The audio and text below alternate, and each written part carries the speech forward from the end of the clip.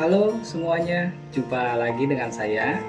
Dan di kesempatan kali ini saya kembali membuat video respon dari yang bertanya dan minta dibuatkan videonya. Perlu saya ingatkan ya bahwa apabila ada permintaan dibuatkan video pembahasan mengenai sesuatu, namun belum muncul, itu bukan berarti tidak saya buatkan. Tapi memang saya buat video responnya itu satu persatu secara berurutan. Jadi siapa yang tanya duluan akan saya respon duluan gitu. Jadi buat yang video responnya belum keluar, mohon bersabar ya. Pasti saya buatkan. Cuma terkendala waktu saja sih. Kan saya juga bekerja soalnya. Jadi cari waktu yang pas dulu, dan juga videonya kan biasanya harus saya cari gambar-gambar ilustrasinya biar bisa lebih jelas pada saat menjelaskan. Ya kalau cuman vlog video kata-kata doang memang lebih cepat. Cuma kalau pakai gambar kan bisa lebih tepat ya. Nah, apa yang dimaksud dengan kata-kata saya juga jadinya terwakili gitu.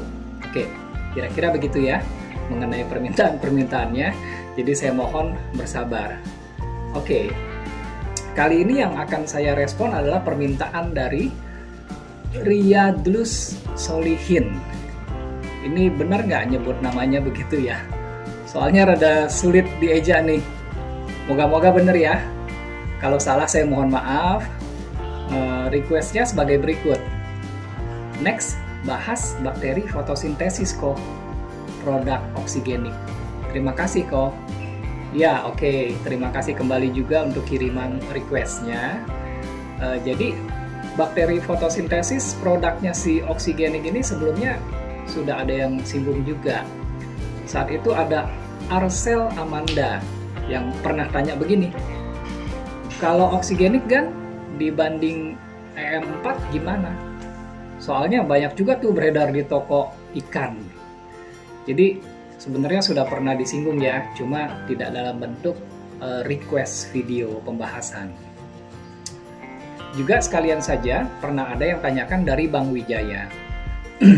Yang pertanyaannya kira-kira kalau bakterinya dicampur sama bakteri nitrifikasi ya. Jadi pada kesempatan kali ini sekaligus saja deh. Semuanya seperti biasa akan kita bahas secara komplit dibandingkan dengan EM4. Sekaligus bakteri fotosintesis ini bagusan mana sih dengan bakteri nitrifikasi, kalau dicampur juga bagaimana. Pokoknya kita sekalian aja deh bahas yang lengkap. Cuma nantinya mungkin agak sedikit panjang nih videonya. Jujur saya juga ragu sebenarnya mau bahas apa tidak. Ini serius nih mau bahas bakteri karena saya tahu ini pasti panjang.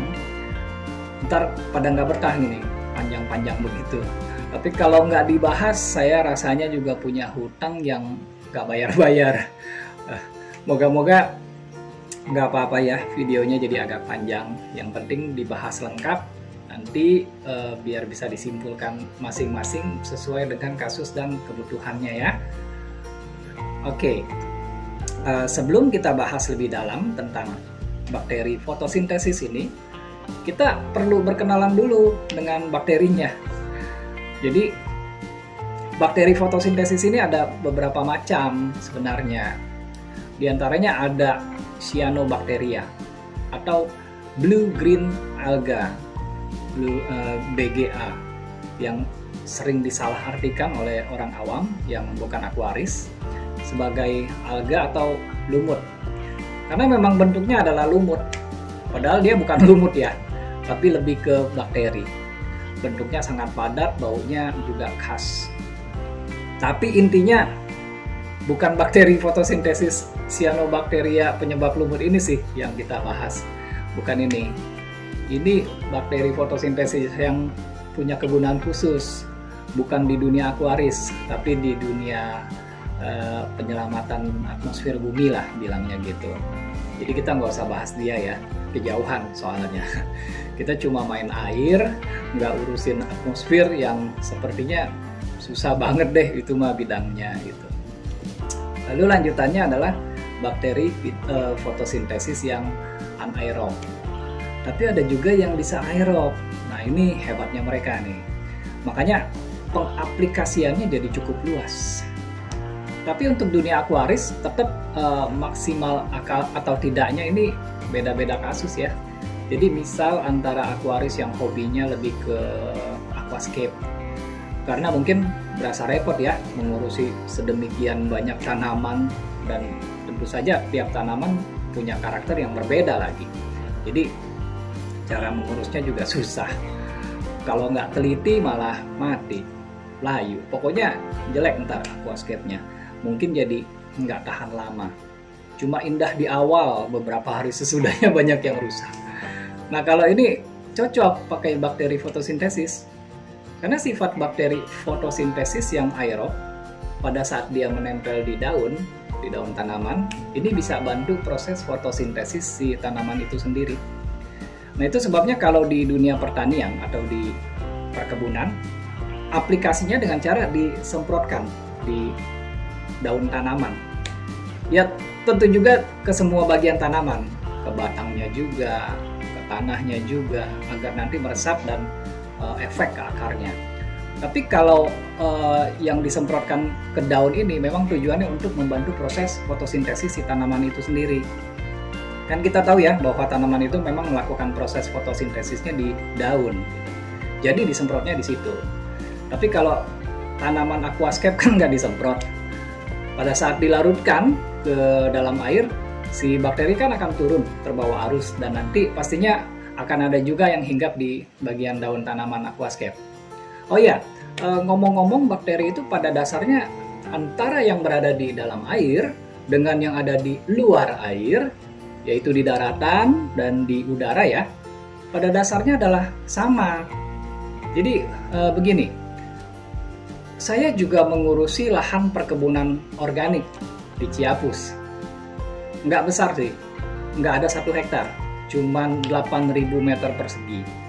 Ini kita tanamin sayuran organik. Seru sih sebenarnya dari dunia aquaris ke dunia plantation atau perkebunan. Dan sebelum mulai ke perkebunan ini ya tentu saja saya belajar dulu. Saya menuntut ilmu di Bandung, di Lembang tepatnya, di daerah Parompong, yang areanya tuh dari ujung ke ujung itu banyak sekali perkebunan. Singkat kata, saya saat belajar, saya tertegun saat lagi diajarkan tentang siklus nitrogen. Loh, ada siklus nitrogen juga ya di perkebunan? Sama nggak nih dengan siklus nitrogen di akuatik gitu? Saya penasaran. Terus saya bilang ke guru besar saya bilang gini, kalau di dunia aquaris itu yang namanya siklus nitrogen kita namakan dengan nitrifikasi, dan kalau bisa kita lengkapi juga sih dengan denitrifikasinya gitu.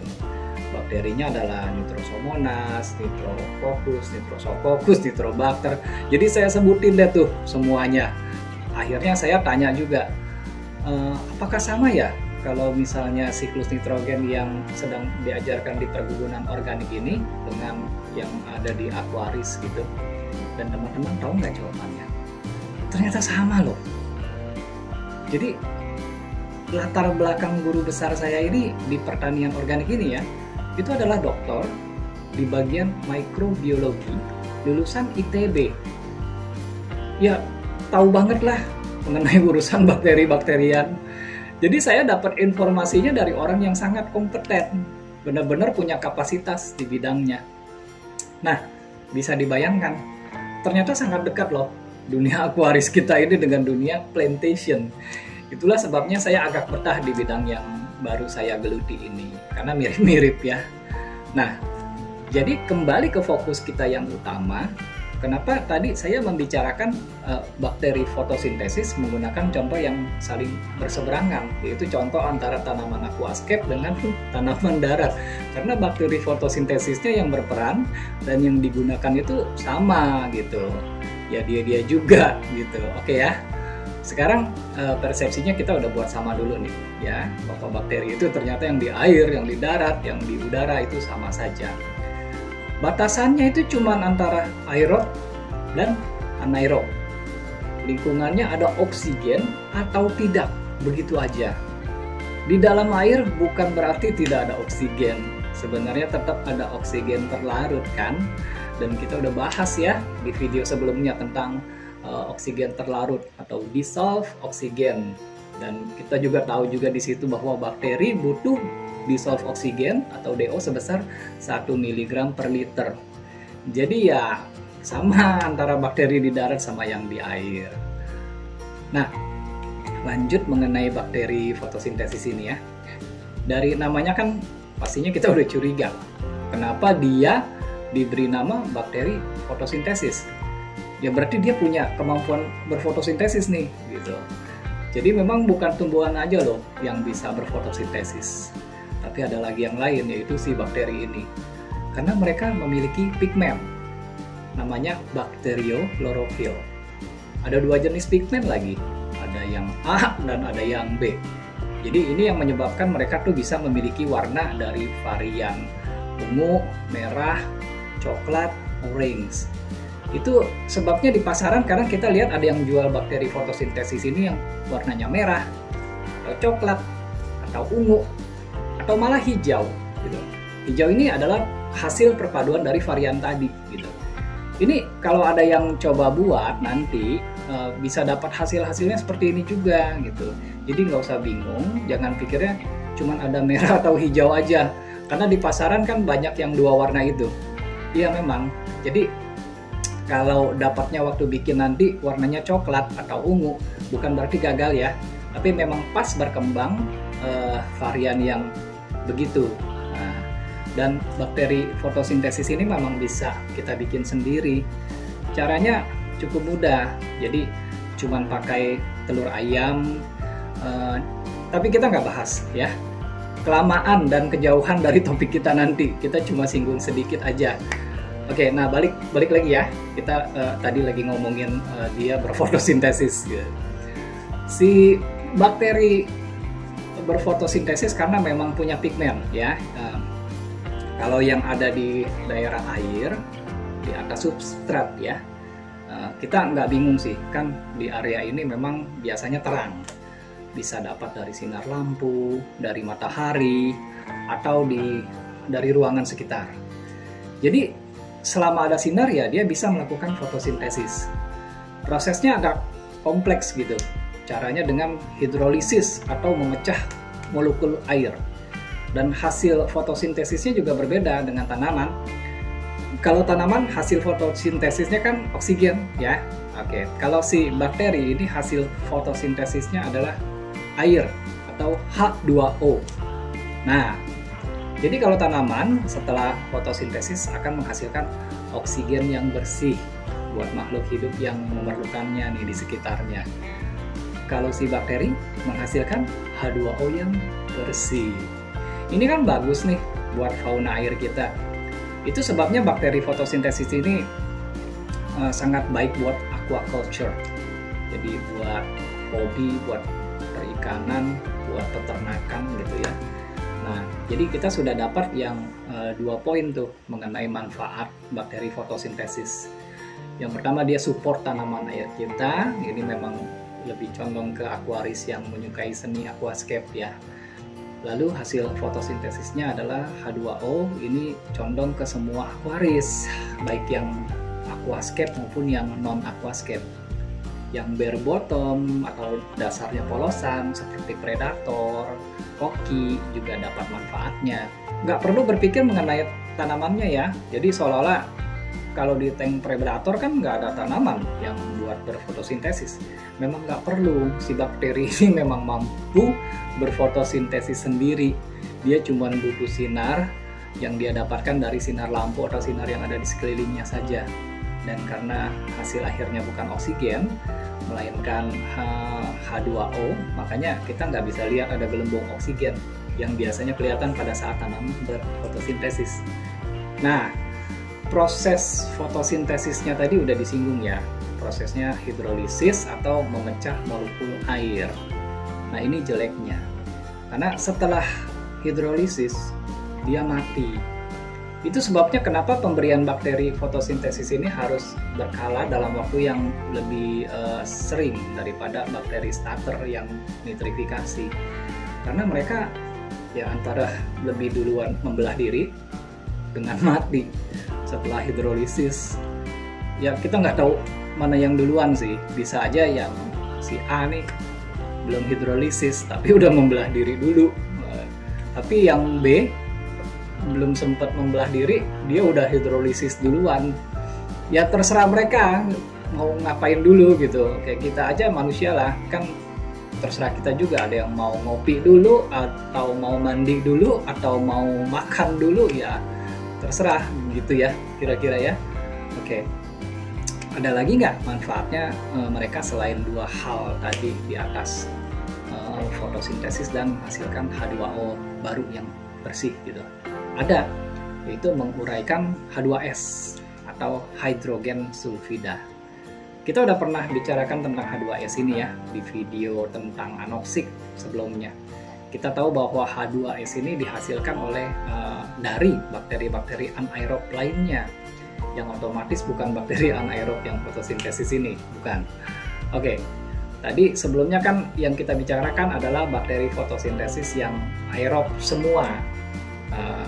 Dia fotosintesis atau malah bantuin fotosintesis tanaman, juga hidrolisis air. Ini semua yang tadi kita bicarakan adalah yang di aerob semua ya. Nah, ada juga bakteri fotosintesis yang anaerob, yang tentunya berada di dasar atau substrat. Kalau udah nonton video saya tentang anoksik, pastinya udah mengerti ya bahwa area di dasar substrat ini bisa menjadi area anoksik atau bahkan anaerob. Nah, area anaerob ini pastinya banyak ditinggali oleh bakteri-bakteri anaerob. Dan sebagian besar bakteri anaerob ya akan menghasilkan H2S ini sebagai hasil dari proses metabolismenya mereka.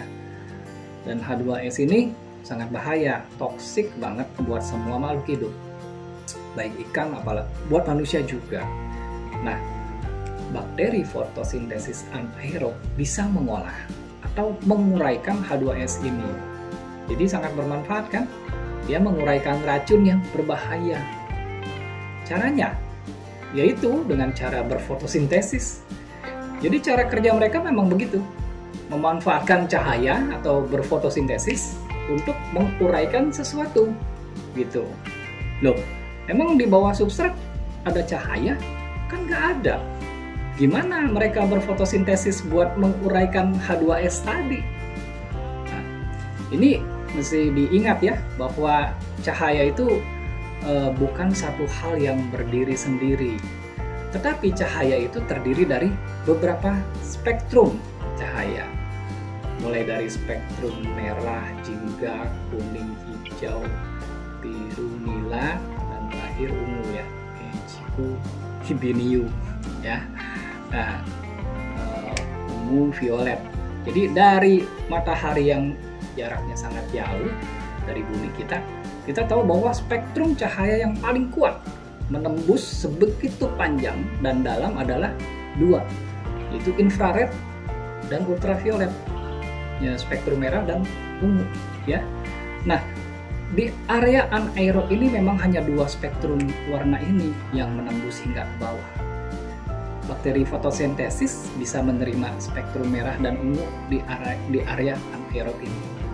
Cukup dua spektrum ini aja dia bisa berfotosintesis. Dan ternyata selain bisa menguraikan H2S, dia juga mampu menguraikan nitrogen yang berada dalam bentuk amonia, nitrat, dan otomatis hidrogen, sulfur atau belerang yang tadi ya H2S itu. Itu sebabnya ada yang bilang bakteri fotosintesis ini cukup multifungsi. Oke, sekarang mari kita jawab perbandingan produknya ya, langsung ya. Kan tadi ditanyakan Arcel Amanda, bagusan mana oksigenik ini dengan EM4? Oke, kalau saya lihat EM4 ini produknya jelas, perusahaannya juga jelas. Jadi dia secara transparan juga memberikan informasi mengenai produknya. Terutama pada saat kita mau cari tahu ya isinya apa aja. Jadi ini kita gampang melakukan cross check-nya. mereka kasih tahu isi bakterinya ini, itu, ada A, B, C gitu. Nah, kalau ini oksigen, ini saya masih agak bingung sih. Perusahaannya apa, websitenya di mana. Nah, jadi cari informasi tentang produknya di mana gitu. Kebanyakan pas buka Google tentang oksigenik, informasinya malah dapat dari toko-toko online. Para toko online ini justru yang jago memberikan keterangan tentang produknya gitu. Ya, mungkin juga saya yang nggak dapat waktu cari-cari informasinya. Pokoknya saya mengalami kesulitan, cukup susah ternyata gitu.